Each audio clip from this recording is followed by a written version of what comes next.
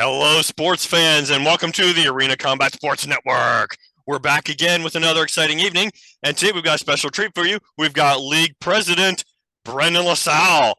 He's here to talk to us about all the latest goings-on in the sport of Xcrawl. Right. Thank you. Ed. All right, so thanks, folks. So, hi, I'm Stanek, Rarigan Games, and this is an episode of Scrivenery with my co-host, Trevor Stamper.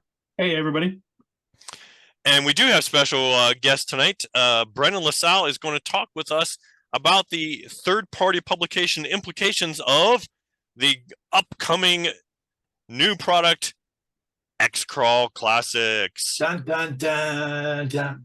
Yes. Thanks so much, guys, for having me on tonight. It's great to have you, man. Absolutely. So I wanted to introduce things with just two really short stories that that kind of, to me, encapsulate what I think of with respect to Xcrawl. I think it was 2016 or 2017 at Origins. So my wife and I had been in this event that was our introduction to DCC. I don't remember what the module was anymore, but I remember Brendan was running it, and we had an absolute blast.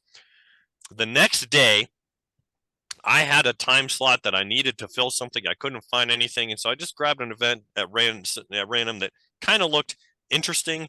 The description sounded cool and unusual, and so I came into the room where the game was going to be, and there's Brendan in the room.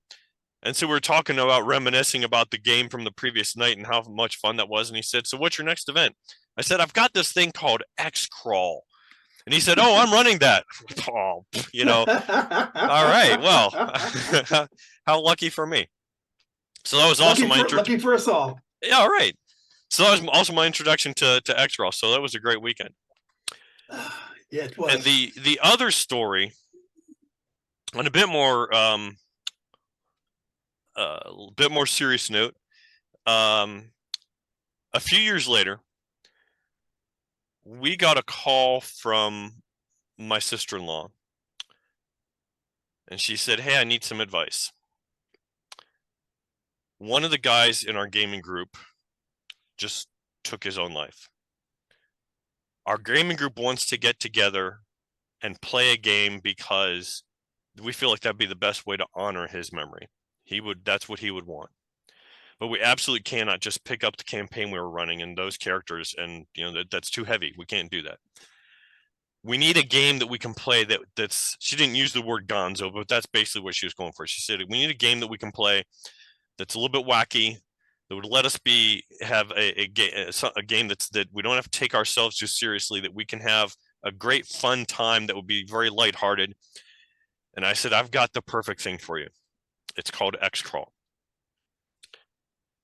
And so I pointed her how to buy the PDF off of the Goodman website. They got it. She got back to me later on. She said that was perfect. She said they churned through characters like a meat grinder, but she said we had a fabulous time blowing off steam, and it was a perfect match. So I know that's not what most people think of with respect to Xcrawl, but to me it holds a special memory just because of that. So we did want to give a moment for Brendan to plug the Road Crew Game Day. So tell us about that, Brendan. Absolutely. And big up to your friends, and I'm really glad that Xcrawl could be a part of a healing thing for their group. That's really, really cool. But coming up soon is the Road Crew Game Day. So here it goes. That is going to be September 23rd. If you are a current member of the Road Crew, you can sign up. It is going to be a chance for you guys to all come and play games online with us for a while. It's going to be a full days of games, Saturday, September 23rd. If you're Road Crew, sign up. I'm going to be a judge. Ed's going to be a judge. You know, we're people are still signing up and, you know, going to add events, but you know, a lot of big names are going to be out there running stuff for you guys to you know, enjoy at the series event. So I hope if you're a member, I hope you take advantage. I hope you'll come sign up, play some games with us, and hope that some of you will wind up at one of my tables. So looking forward. Yeah, I'm actually going to be running Xcrawl, in fact. Love That's hearing awesome. it. Love hearing it. Yep. So, so the purpose of this night's episode is to talk about Xcrawl, but more importantly, to talk about, as always, how we can build great products, whether they're zines or settings or whatnot. And one of the things that Goodman Games has done in coordination with Brendan, who created Xcrawl, is they have created a third-party license for Xcrawl Classics. Now, we're going to go ahead and post the link for that. So you can get a hold of that and everything, and download the actual license so you can read it over. But it's not much different than the standard DCC license, and No. I mean it's nearly identical. As a matter of fact, I read it and signed it and turned it in about a week and a half ago, and it just reads like a slightly more mature, aged version, you know, with a couple of updates. Nothing major. So I don't think we need to go into details about what the license is, like point line for point line. What it's going to allow you to do is it's going to set up the base agreement between you and Goodman Games, and it's going to set the base standards for what that relationship looks like. Just like the standard license, it establishes that you need to submit material in order to get approval, so that you can use the, I'm assuming there's going to be, and there is, an Xcrawl Classics compatibility logo. And so that'll be available to you once you've been approved. And excuse me. And then, you know, from there on, you'll be able to carry that on. And it outlines exactly how that should be presented on your publication, on the front page, on the back page, and inside on the title page, and so on and so forth. It's a fairly, there's some standard verbiage. It's nearly identical to the standard DCC verbiage. So it's nothing you should be afraid of. But what it does allow you to do is you could get working on Xcrawl products right now, right? Is my understanding. And and once you've signed the license, you get access to the manuscript for Xcrawl Classics. And so you could be running and working in a small little bubble, getting ready to release something next year, right as Xcrawl's coming out, to take advantage of that situation. So, you know, that's what the license is. Brendan, you want to tell us a little bit about it in terms of, is there any more that you... I mean, you hit everything. It's if you are familiar with the third-party DCC license, there really aren't any big substantial changes. Like, basically, there's one more set of eyes on it. Me, you know, so, but there's, other than that, it's really, yeah, it's practically identical to the one that we use for DCC. So if you're a third-party creator, you won't find any major changes there. Yeah, it's just like Trevor said, it will be, you know, you could start now. You could, you know, be getting ready to post stuff up, you know, as soon as you can, you know, I hope, you know, I'm really looking forward to seeing what everyone does with it. So, you know, I hope people will take advantage and put some stuff out there, and let's get a lot of really cool adventures out there for Xcrawl fans. That's amazing. And for me being one of them, like I'm already thinking, like, you know, this is my best chance to actually play some of these published adventures. Like, you know, like hand them off to one of my buddies and be like, you got to run this for me. Also, I'm playing my blaster, you know, or whatever it happens to be. So yeah. That's so right. I'm sorry. Yeah, in addition to that, I think we should also mention that you can download the preview version of Xcrawl, yes, from the Goodman Games website, and we can post a link for that too. Xcrawl beta rules. Yep, the beta rules, and that takes you up through level 3 on the base classes. Is that correct? I think it's 2. I think it's 2. 2. Yeah. So you get the first level or 2 of all the base classes.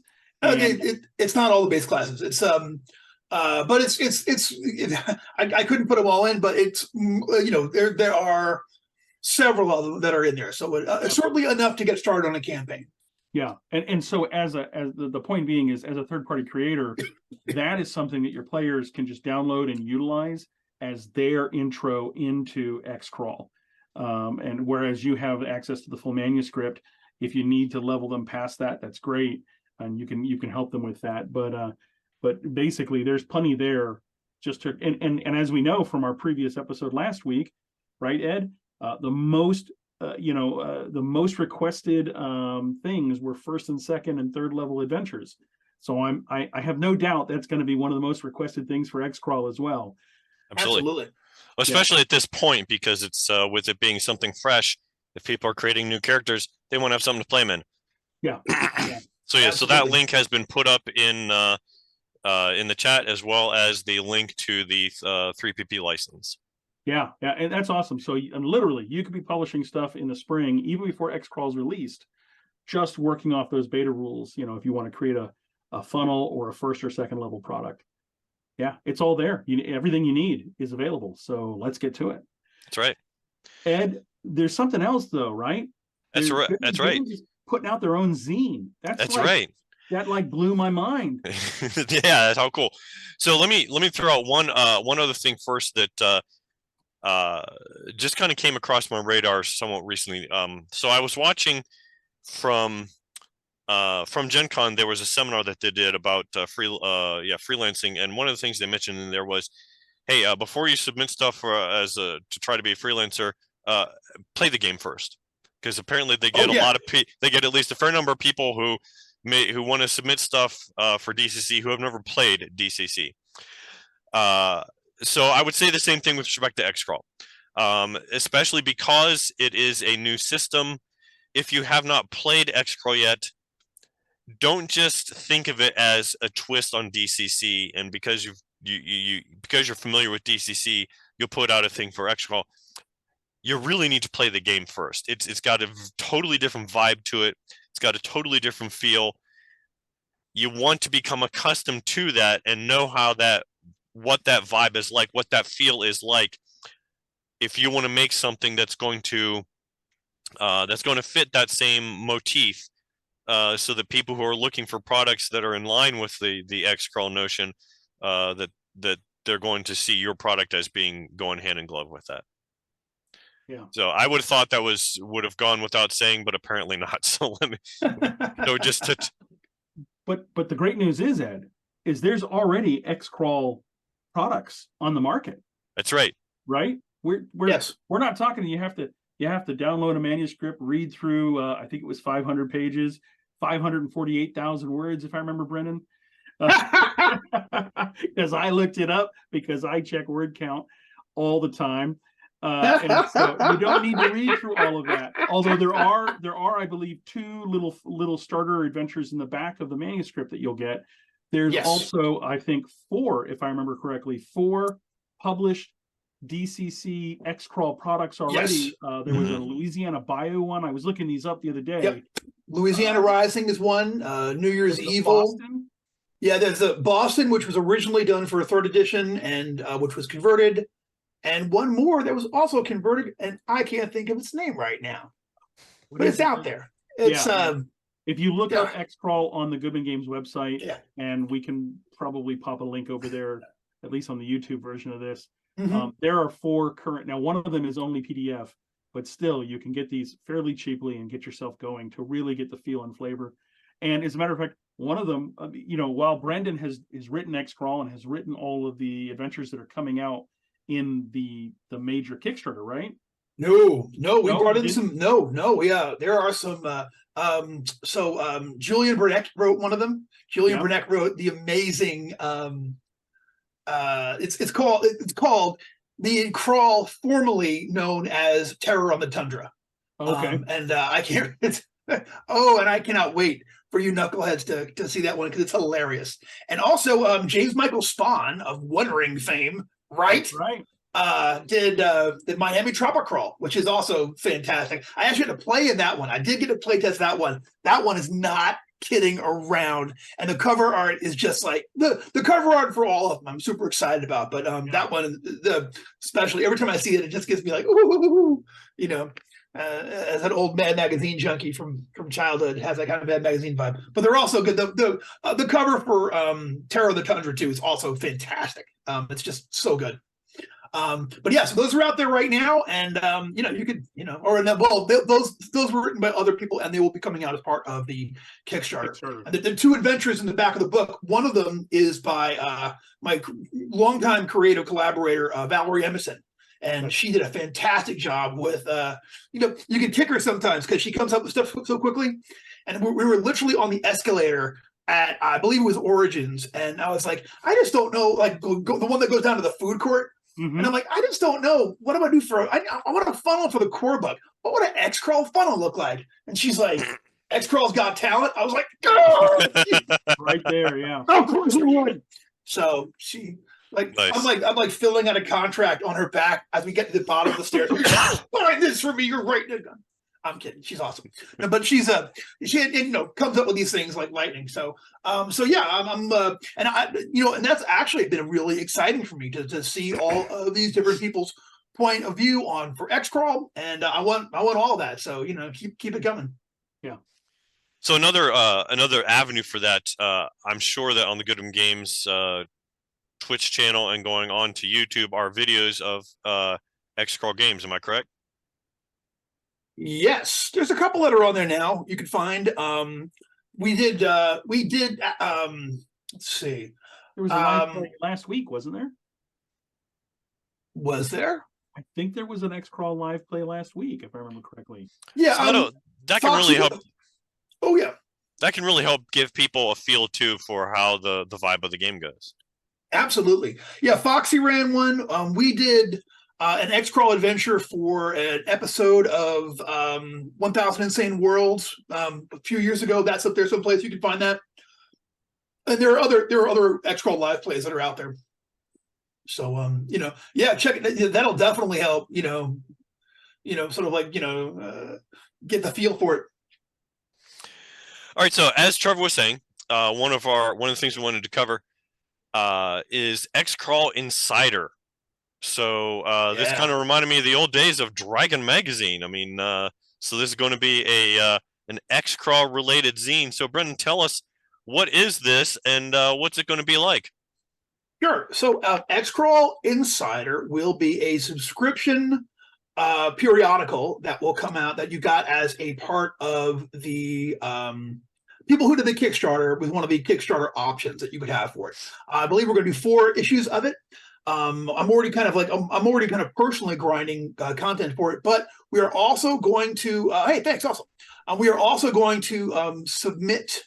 We're going to take submissions from folks in there, so I'm hoping to see a whole lot of really neat stuff in there as well. We have there's mock-up cover art for it right now, but don't feel like you're we had to put some article names on there. Some of those will be coming out. Some of them were just sort of ideas that the artists and the graphic people kicked around. Yeah, that's going to be that will be a great way if you were looking to do some stuff with us. Submit some ideas for that. I'd love to see what everyone comes up with. All right, yeah. So that's another great avenue for if maybe you don't have something that's a full scale adventure or supplement. This would give you an opportunity to get something out there and still broaden the scope of the Xcrawl body of work. I want to see new monsters, new classes, blaster spells, gnome spells.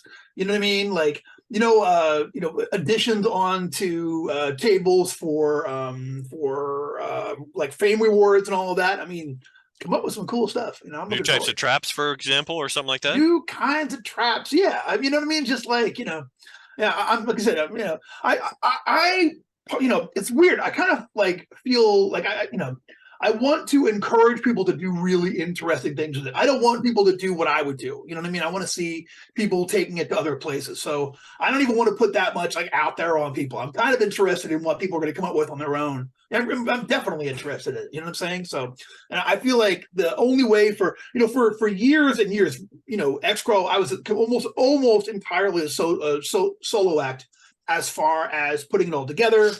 Very few people did other adventures for us. There are some, and some of them are excellent, but I'm really looking forward to more input from other people. I think that having like seeing other people's perspective on it, that's what's going to make it grow. You know what I mean? So I'm looking forward. So come up with some cool stuff. Go nuts. Absolutely. What potential is there to move outside of the Xcrawl arena itself, Brendan? I mean, there's a ton, in the world of Xcrawl. Okay, so if you are going to write something that's going to tie into regular Xcrawl, in other words, if you want to do an adventure or scenario or something like that that's going to actually fit into the world, so that somebody who's playing through the Xcrawl adventures as written and the book is written, could do that. There's a ton of stuff that could be outside of there. I mean, this is a modern world with technology. There are warring states. You could do crime, espionage, real world dungeons. Real world expeditions to go capture monsters for Xcrawl. There's a full Zura, which is like the name for basically like the land underneath where the dark elves live, and where a lot of monsters are. Like they snatch them up from. There's endless kind of things you can put in from there. There's a lot of little like. There are a lot of I try to do like the core book where I sort of introduce a lot of things, just sort of like make little mentions of things that are out there in the world. So there's a lot of things you can pick up and go with from there. So there's I don't want people to feel like they can only do arena, standard arena Xcrawl adventures. Obviously, I want those too. I would love to have enough adventures out there where you could run a really good full circuit, where you could take a team and really go through their career, multiple first level adventures, multiple second level adventures, on and on. But yeah, let's have some cool real world stuff out there. Now I actually have.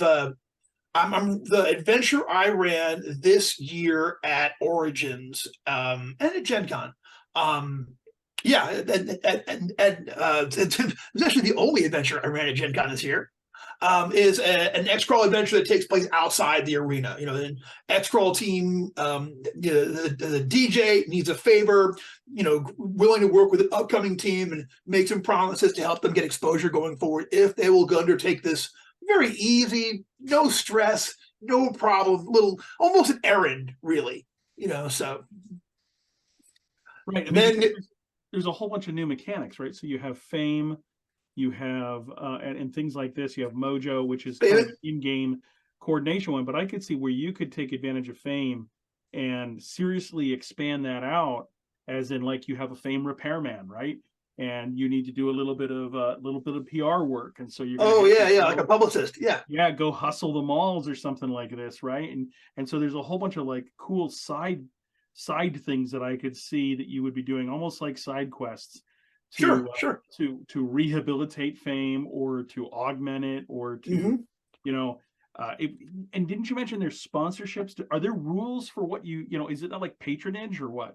Yeah, there are rules for so one of the new mechanics of the game is wealth. Okay. So there is characters win prize money during the adventure, and that's the money that the Adventurers Guild allows you to buy new Xcrawl gear with. You know what I mean? That's like your new armor, your upgrades and everything. But where the superstars really make their money, it's from endorsements, personal appearances, cameos, walk-ons, your the heavy producer, country album, hip hop album, jazz standards that they'll have you do just because you're a celebrity. I'm looking at you, Hasselhoff. Whatever it happens to be. So so there is a table. There's tables that are within there where you can roll up. So you can roll random rewards that you would get from doing an Xcrawl match. If you do this, you get enough scenes, so you get a chance. You might. It's like anything in DCC. You might bottom out, but you also might, get a walk on in a movie, or get asked to go be the person there for, supermarket, cut the ribbon, whatever it happens to be. And you can also get ongoing sponsorships. You might get a, annual sponsorship with an equipment manufacturer, a spell book manufacturer, whatever it happens to be. Even outside the arena. I mean, Bruce Jenner, Wheaties box, what I'm saying? Whatever it happens to be, like, whatever it happens to be, there's all kinds of celebrity endorsements going on with products as a part of the fine tradition of, capitalism and sports entertainment. So all of those are things that you can do, and then they'll develop your actual wealth. And there's a chart in there where you can actually watch as your lifestyle adds up. So I didn't want people to like real world financing for things is amazingly complex. So it's a very simplified system. It sort of like just shows where your wealth level is, what you can do, what is an easy expenditure for you, what would be a challenging one, So most people begin at a baseline, like barely getting by. You know what I'm saying? These are citizens of the empire in a harsh world that has spent a lot of time with a day job and then a night and weekend commitment to Xcrawl, So when you start off, you're just, like anybody else, but then you can, build that up and earn all kinds of stuff through sponsorship. So that's definitely a big part of it. So it starts off as Office Space meets the Octagon, kind of. I love that. So, well, and so, as you're talking about, I think it's good we highlight the notion that certainly there's going to be plenty of room in this market space for adventures, particularly with this being something that's coming new to the market. There's going to be a lot of demand for that. But you can also expand the game in various ways. You could have an expansion that adds some rule variants on. Like for example, maybe you've got something that says, well, once you die in the arena, that doesn't have to be the end. Here's your rules for being a ghost as a, continue on in the league as an undead. So, in fact, I'm getting itching now to write something like that. But, there are various things that you could have that might, whether it's a collection of, rather than just some individual monster that you might send into Insider, maybe it's a whole collection of, here's a whole, here's a book just on Fey type creatures that might come into that you might encounter or whatever.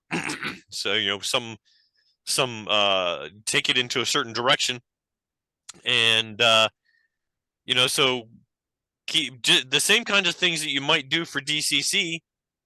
Consider those as options as well for XCC. Take the game into interesting new directions. Yes.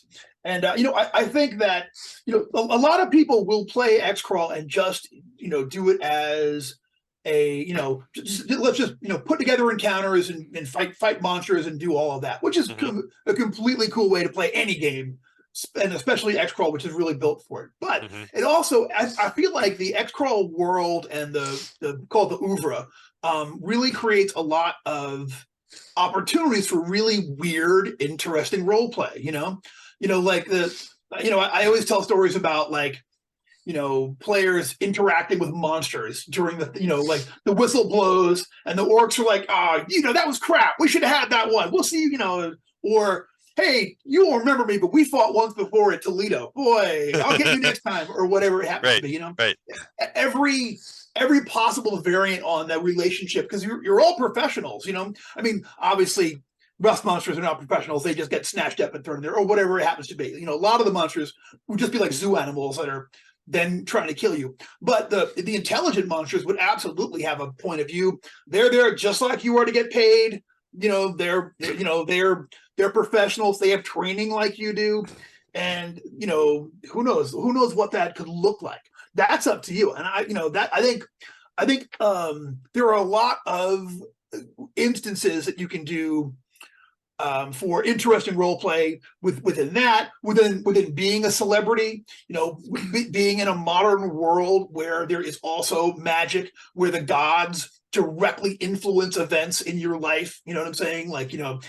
Very, very much hands-on, So, I think keep that in mind when you're thinking about your Xcrawl adventure. I mean, I think putting in those instances of role play, I think, are going to be hugely important if you're going to catch that vibe. And I think also can be the whole thing. That can be the whole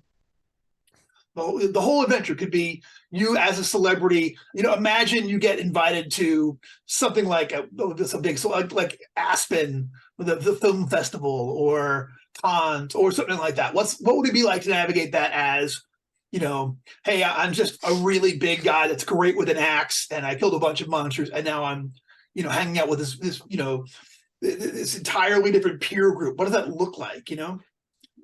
There's a lot of cool instances there. So there is a funnel. Characters start at 0 level. Do they assume basic modern occupations like the accountant and stuff like that? Or Yes, they're assuming it's more like Lankmar, where you kind of have it's a funnel, but it's a first level funnel. No, there is a 0 level funnel. There's one that comes in the core book, aforementioned Xcrawl's Got Talent. So when rules as written, I hope not stepping on any toes here. No. But when you would create a new character or start a new campaign, you would do a character funnel just like you would for DCC. Right. There is an occupation table in there. It works. The game is completely compatible with DCC, but obviously it takes place in a very different setting. So there is an occupation table that's in there, and I leaned heavily into occupations that I thought you could do while you were either that occupations that would lead you to a career in Xcrawl, or occupations that would be easy enough to do while you were crawling on the side.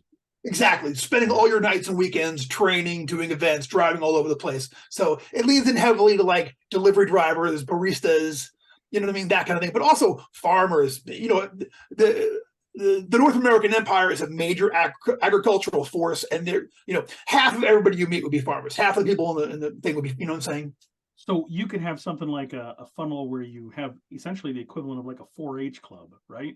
Where it's a high school, and you've got are students, and they're there learning how to be Xcrawl, Yeah. Children of the Corn takes on a whole new meaning. Children of the Corn takes on a whole new meaning. Oh man, I'm getting so many ideas tonight of things to me, that's really funneling them up. That's a really cool idea.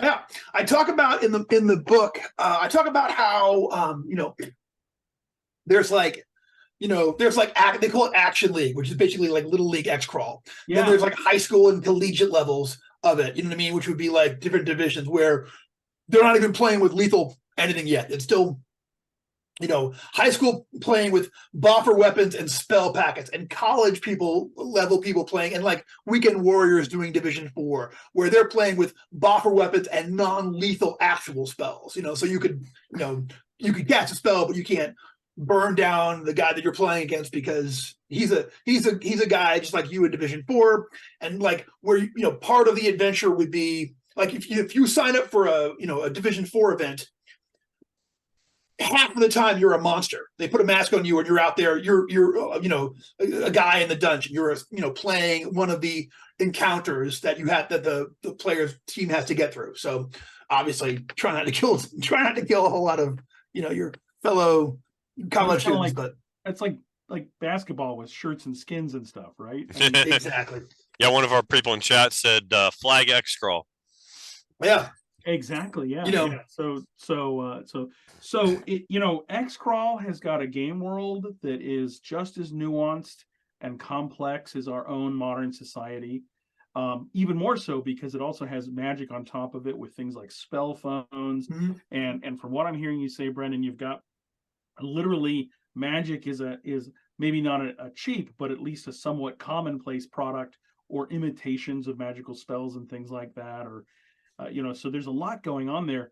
What would you consider to be kind of the core elements of an Xcrawl, or is there anything beyond the fact that there is the Xcrawl itself, right? The event.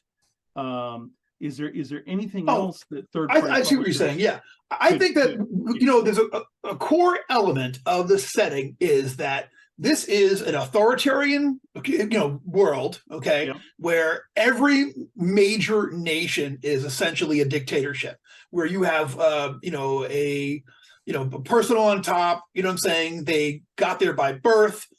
For the most part, there's a two-tiered society, where you have a rich aristocracy that basically controls everything, and then you have commoners who are who have rights and wills at the will of their betters, essentially, I'm saying, all this in air quotes. This is not, I'm not saying this is a good society. It's actually, I think it's really the darkest of campaign worlds because, no one's fighting against it. You know what I'm saying? We find a comfortable structure with this, within this 2-tiered thing. And if you want to advance socially, well, you better learn how to cast a spell or swing a sword, because other than that, you're going to be farming until you die at farming. You know what I'm saying? It's very dystopian.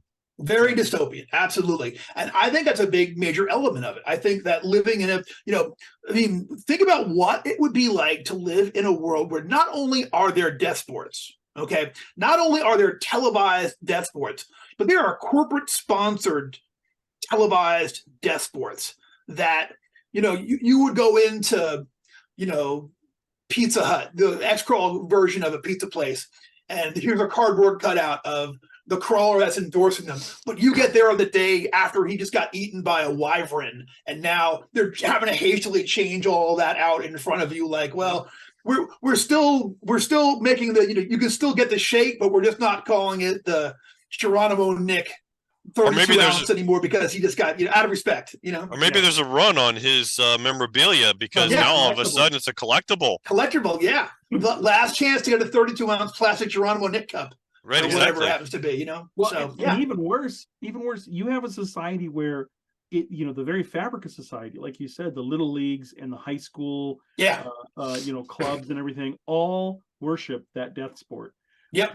And they're funneling people towards it from a very young age. That's gross. That's really gross. You know what I'm saying? Like, I want people to, I think a lot, I want, for me, a big part of when I try to design stuff, I want that juxtaposition between, oh my gosh, this is so funny. We just fought a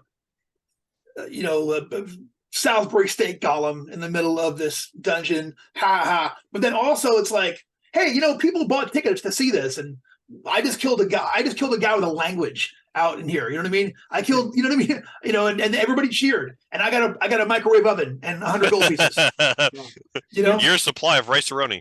You know what I'm saying? That feels to me very, very similar to like Frederick Pohl's Gateway Saga, right?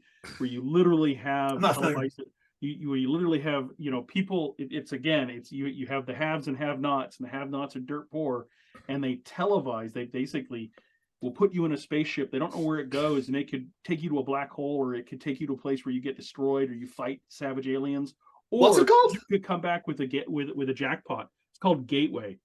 You should check it out. It's absolutely an insane series, but it has that dystopian flavor, and it's all from the little guy's perspective. We're here gambling our lives in order to survive. And so I could see that you could bring some really interesting role-playing elements to it on top of the beer and pretzels. This is just on top of it's like insane one-upmanship that happens between DJs and everything. Absolutely. Yeah, and I think while on the one hand, Brendan, like you said, you could write an adventure and not touch on any of this stuff. Absolutely. And it could still be a very fun adventure, very great product. Yeah. And you shouldn't feel like you shouldn't do that. That would be, you know what I mean? It's very cool just to put together really neat encounters in a really neat setting with a cool DJ. You do that. Don't feel obligated. Don't feel obligated to any bit of it. I want to see how y'all do it, Yeah. Well, and likewise, I don't know how common this might necessarily be, but you could, for example, have someone who makes a module for Xcrawl that takes place in a slightly different universe. Because you have that with DCC all the time, or with MCC all the time. But on the other hand, I think that it certainly adds a certain level of richness to it if you tap into this aspect of the setting aspect of Xcrawl. I think that adds a certain sense of what that environment is like as the players are coming out into that arena, for the fans who are watching it, what that whole setting is like, and I think that really helps you set the vibe. Yeah, I think so, and I think look into it, and I mean, obviously, play some Xcrawl, kind of feel it out. You know what I mean? It's the difference between like Xcrawl or DCC, the Gamma World, is that it's a real setting. You know what I'm saying? Like, it's really closer to Lankmar, I would say. You know what I'm saying? Where you really have, if you're going to write a Lankmar adventure, you should try to kind of like fit in with that. And, but like Xcrawl can be even more loose because it is also that weird concept. So yeah, I want to see Xcrawl on an asteroid city like Gateway, or Xcrawl, like in Romanesque Pax Lexque, like Ed's done his things. You know what I'm saying? Go nuts with the concept. You know what I'm saying? Yeah. But feel it out. Find where your cool spot is in that, and but keeping in mind all of the possible elements that can be present. That's my advice. Obviously, your mileage may vary. Yeah. The Xcrawl adventure that I put together takes place in Europe, in the same Xcrawl world, but in a couple of totalitarian empires in Europe. You could do the same thing, span it into. You've got a whole world to play with here. You could have South America. You could have what happens. I mean, the number of wildlife in Australia that can kill you normally, if you ramp that up into an Xcrawl extent, I mean, holy cow. We had so Xcrawl was my home campaign for years before I ever thought about publishing it. And part of the lore was that they called it Ozcrawl, or Aussie Rules Xcrawl, which was, the king of Australia didn't want to see so much bloodshed, so they made it all bare knuckle. Okay, so it was just like just fisting your way through a dungeon, just juking it up the whole time. But then my players, they finally did like an exhibition one, because one of the real issues there is giants. They have this whole giant panoply of different giants there. So a friend of mine played. Jason Jenkins played, and he was like a ranger, but he was like a crocodile hunter. He'd be like, "Crikey, that's a 15-foot Australian mountain giant. Let's go stab it." It was so funny. It was hard to even be at the table. So good stuff. So one of the core components of Xcrawl, from my understanding of it, watching the Kickstarter, listening to you talk in previous venues and everything, is the concept of the DJ, or that's a person who's basically putting together the dungeon that if you're dealing with a dungeon centric adventure or concept. How does that play? I mean, what is it possible? And this is something I've been thinking about from the very beginning once I saw that Xcrawl was coming to DCC, and you guys were obviously going to kickstart it. Is it possible for third party publishers to just have create a DJ persona and talk about, here's their DJ's style, latest. Absolutely. Yeah. You could be a third party publisher, create your DJ, and then just write as many adventures you like as that DJ. He gets a new commission, new city, or it could be his, every year. I talk about the one of the adventures of the core book is DJ Cudgel Up, and she's retiring this year. But she's been since the Panda Head days. She's from her adventure was in the first one, so she's run this crawl 20 times. There's 20 different instances of this dungeon that she does every year. You could totally do that. Create a DJ, give them a city, and then it's it's Ed's Mountain Crawl 2022, 2023, and every year they bring new things to the table. You could absolutely develop that persona, and then just run wild with that. I mean, yeah, that's a cool way to do it, I think. Yeah. I thought it'd be really cool to have like that, and I was thinking that at some level it'd be really cool if you could have third party publishers actually have almost like DJ standings, right? So this is like, I noticed that one of the cool things about the tournaments that you guys talk about at Gen Con is judge kill rate and things like this, right? How often do you have a TPK? How many times do you have a player go down and stuff like that? I mean, you could literally run your, play test your Xcrawl adventures at cons and keep those kind of stats. That would be great, kind of cool advertising, right? I think so. Yeah, I think it'd be really hip. And I think that because it is an arena event and because it is supposed to look like American sports, I think that applying things like heavy statistics and rankings and point systems within any given dungeon. It takes to it perfectly. I've run plenty of Xcrawl tournaments back in the 3.0 and Pathfinder days, and then of course we did the online one, Save Xcrawl, a couple of years ago, and it completely works. It works better than most. Like, you don't have to have an excuse why all of these people are running around doing the same event. They're doing it. They're doing televised instances of the same dungeon by the same designers. Of course, they're going to reuse those bunches. They're not cheap, So. And can you picture the while the event is going on, the statisticians throwing up, and here we see this particular crawler. Every time they've been against a reptilian opponent, and they have their win ratio is.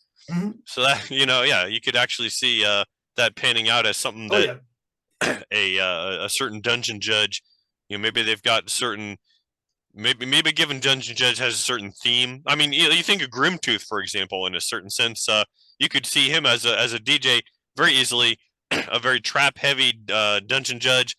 Maybe someone else is very big into a certain type of monsters. Oh, you think kobolds are easy, huh? Ha ha ha. Well, let me show you. Yeah, this theme or that theme. Can I tell a funny statistic story from our actual Xcrawl game? Absolutely. All right, so one of the published adventures from the glorious Panda Head days was the Emperor's Cup. The Emperor's Cup to this day is really it's one of the meanest adventures. Until I started writing horror stuff, it's literally one of the meanest adventures I've ever run. It's epic level, so I think the average level per character is supposed to be 21. And Xcrawl should be challenging anyway. I think that their Xcrawl teams have a lot of resources that regular dungeon people wouldn't have. You don't have to have the deck magic. It will tell you if it's magic. It's the law. You know what I'm saying? You've got break rooms and paramedics and you know what I mean?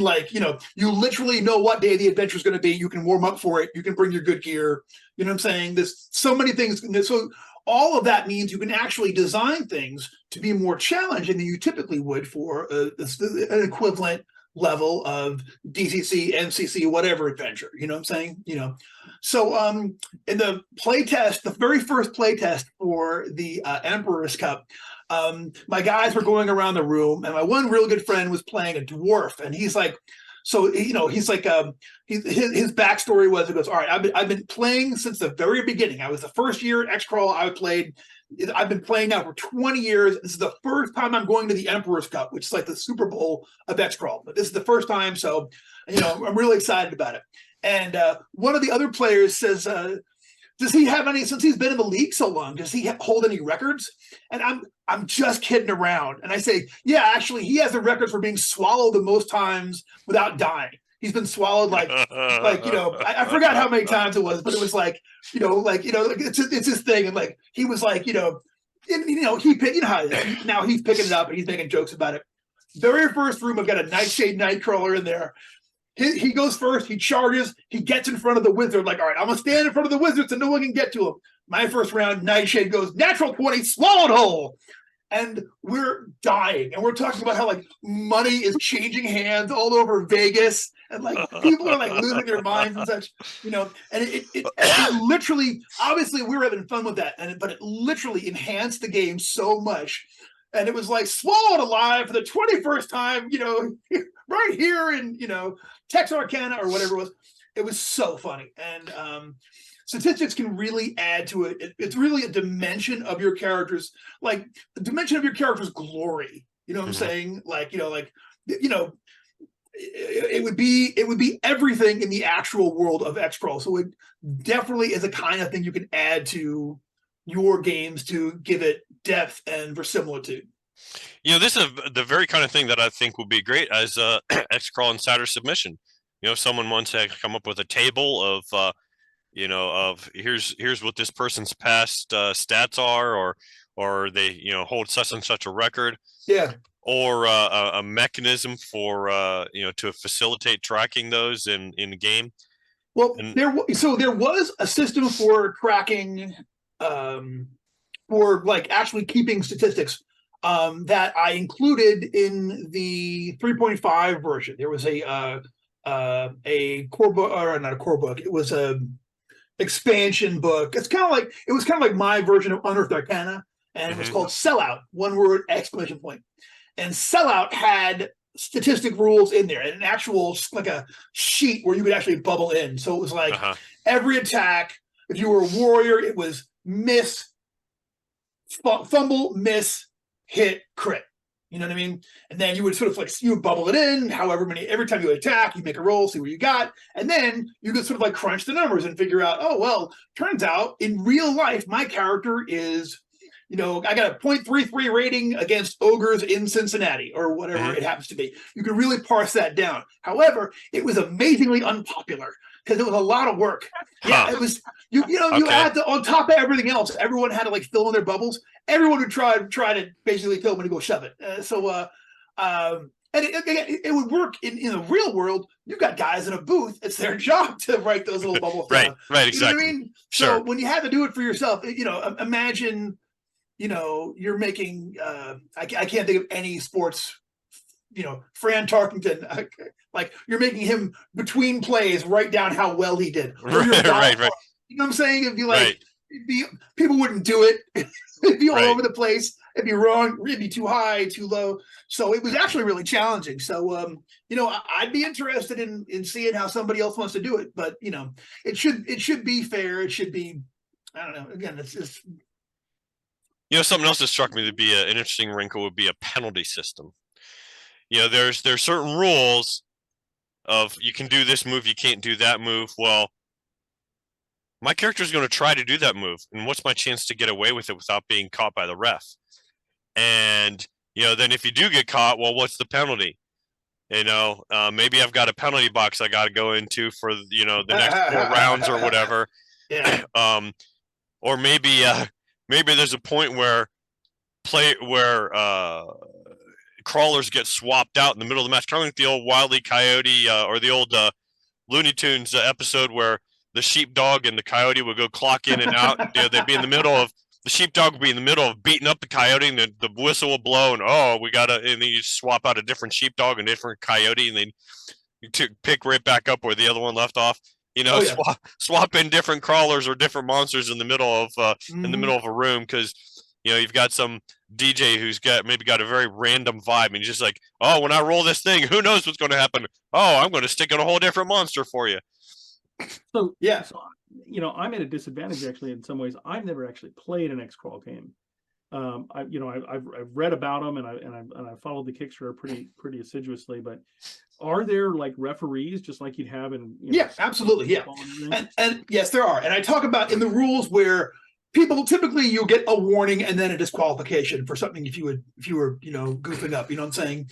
And there's a lot of there are the imperial rules to Xcrawl are included in there, and it works on both sides. So like as a crawler, as a an adventurer going through an adventure, you can't like you can't like run backstage and come back with a steel chair or something like that. There's a lot you can't bring a gun in or acid. There's banned equipment lists, for every particular things.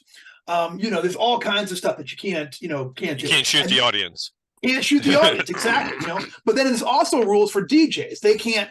No traps in the break room. They can't make the referee a monster. You can't actually trap treasure. You can't give someone a magic item and then have it not be what you say it is. You can't be like, here's a +2 sword. It's actually cursed. You know what I mean? Like they've got rules as well, so that they have to, they have to, abide by as well.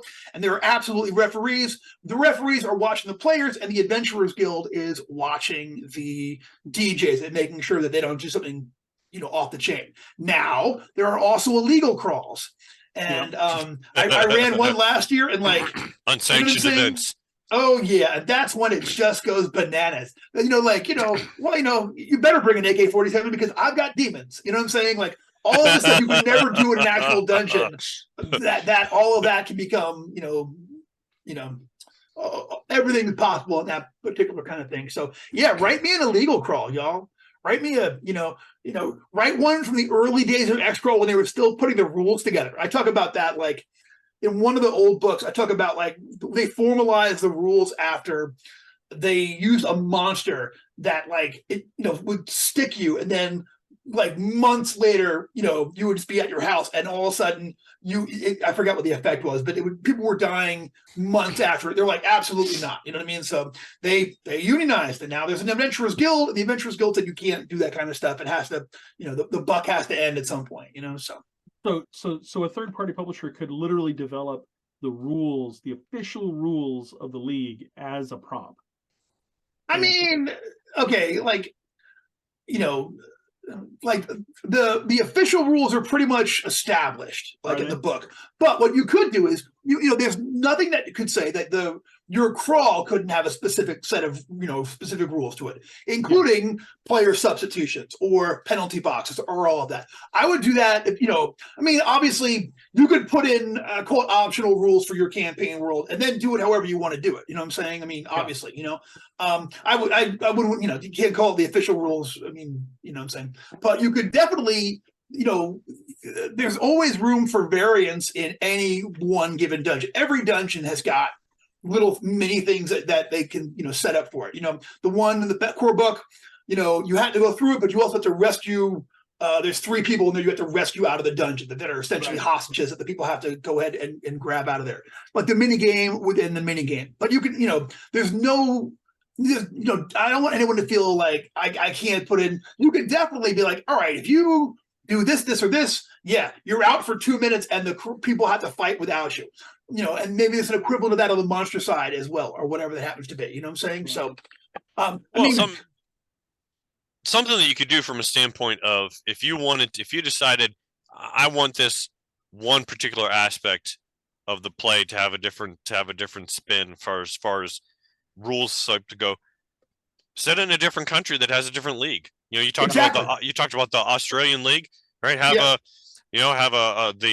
Argentinian league or the Chinese league or whatever, and they've got these rules because something that reflects culture or whatever, and spin it a little bit differently. Or absolutely. Like you said, an illegal underground crawl that happened, so the certain element of society wants to pay to go see things a little more hardcore. Yeah, it's just death crawl at that point, right? I mean, yeah, but see, imagine they still have those trappings there. The one I ran one a few years ago, and it was essentially a South American one that they were just doing for these high level gamblers. You know what I mean? So like you have these $1 million people rolling in. So, the audience is like 6 people and their entourages, you know what I'm saying? And it's like, and it was, like I said, it was just horrific, but they still, these are still gamblers. They would feel amiss if there weren't some rules to it. Now, were people trying to cheat and fix things? Absolutely they were. And that was a big part of the adventure. And like there was a lot of different weird elements of it, and one of the prizes was just a shoebox full of Rolex watches, like not in the boxes or anything, just clearly stolen stuff that here you win this, so yeah, absolutely. Yeah, Trevor, you need to get in a game with me, dude. Absolutely. Well, I'll be at Gamehole Con, and my understanding is you'll be there too, right? I'll be at Gamehole Con.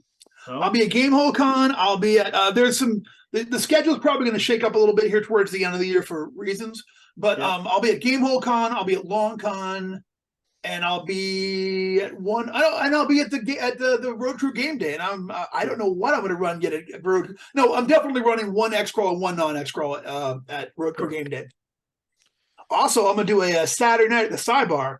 So drink them if you got them. Saturday night with me. Come and hang out.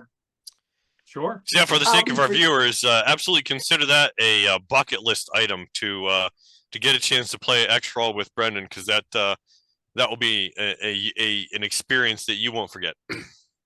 Thank you, Ed. Yeah. So, for those, for people who are going to make an Xcrawl adventure specifically, what do you think makes a good one? I would say unexpected challenges that you wouldn't see in a regular dungeon.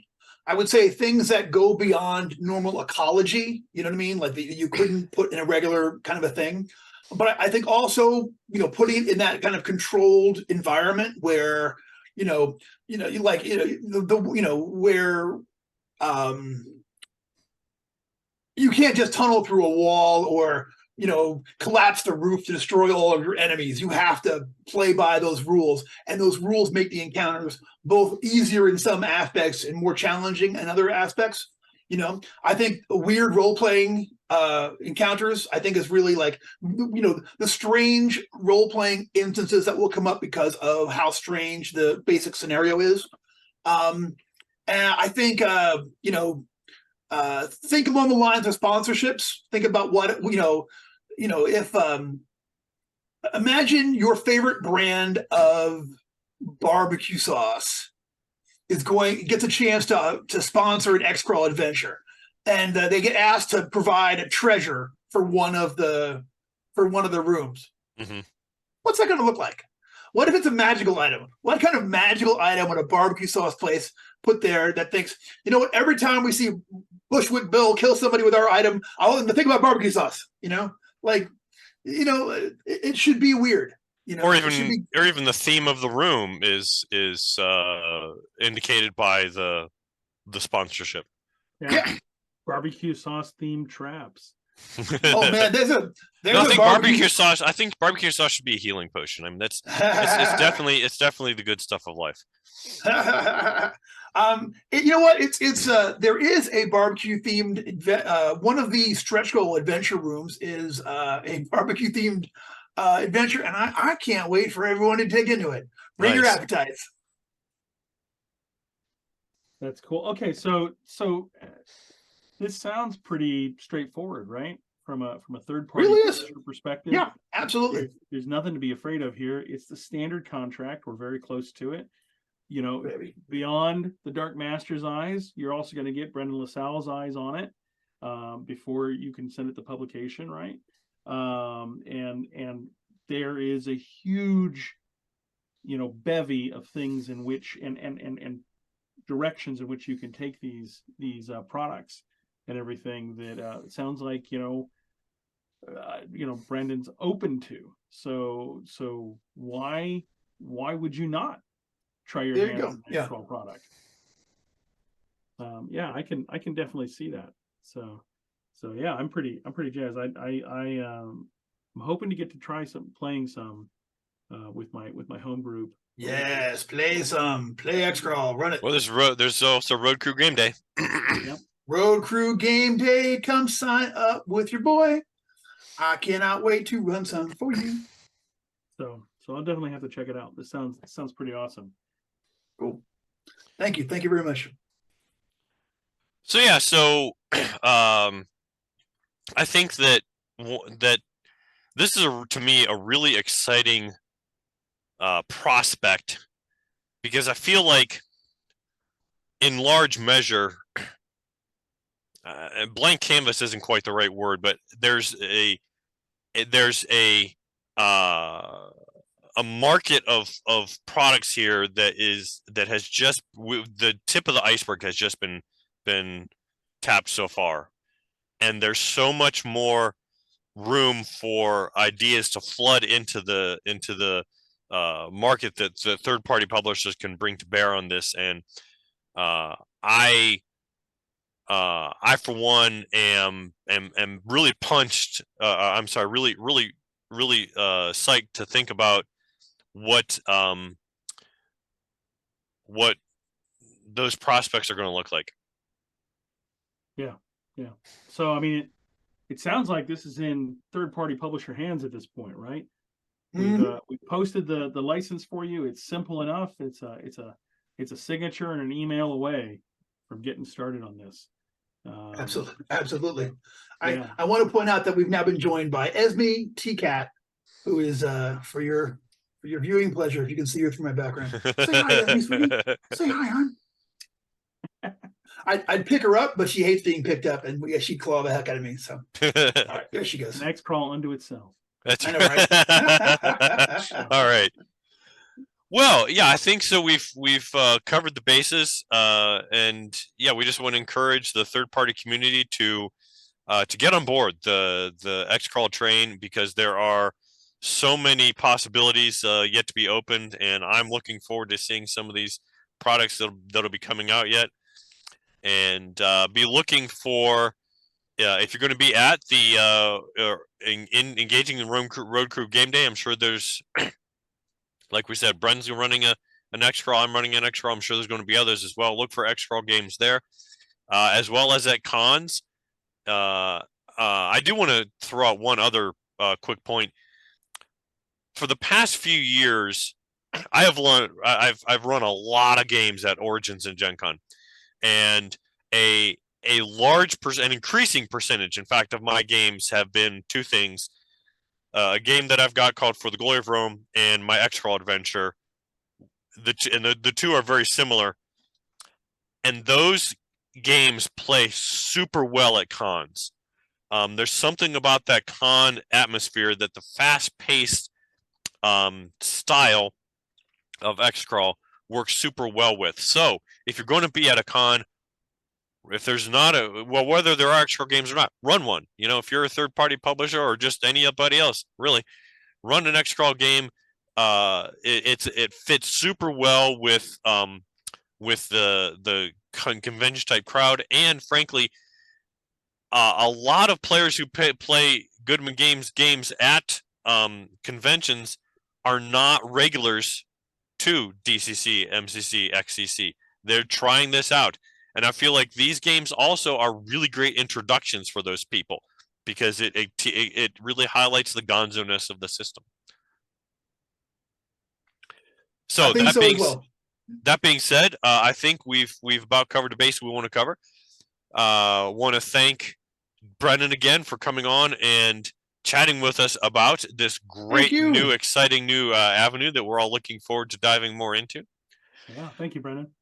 In a couple weeks, we're going to be talking with someone, a representative from Drive Through RPG, about the ins and outs of publishing your products through there.